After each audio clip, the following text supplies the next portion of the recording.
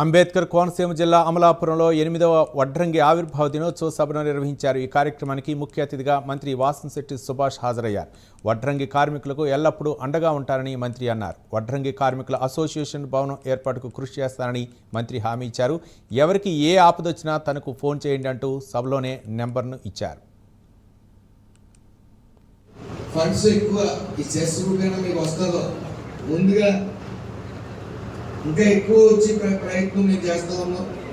ఇప్పటికి 2000 కోట్లు భవన నిర్మాణ కార్మికులు తరపున ఉన్నది కాబట్టి ప్రత్యేక కార్పొరేషన్ అనేది మీకు ఖచ్చితంగా నేను మాట ఇవ్వలేను, కానీ మీకు 1214 చేసి మీ పథకాలను అనేది అమలు చేసే ప్రయత్నం అమలు చేసే ప్రక్రియ త్వరలో మొదలు పెడతాం. మీరు పూర్తిగా అర్హులు.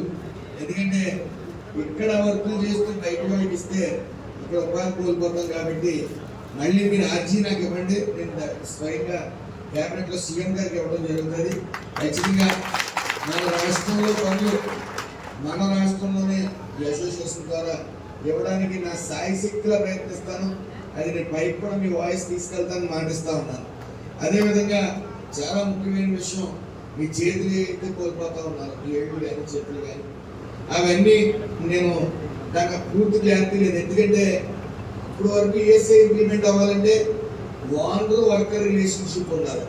అంటే ఒక ఓనర్ కింద వర్కర్స్ పనిచేస్తే ఈఎస్ఐకి అర్హులు అవుతారు. కానీ మీరు చెప్పిన దాని ప్రకారం మీరు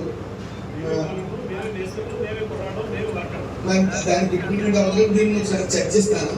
అయినప్పటికీ మీరు అడిగారు కాబట్టి ఇలాంటి పరిస్థితి ఏమైనా వస్తే నేను నెంబర్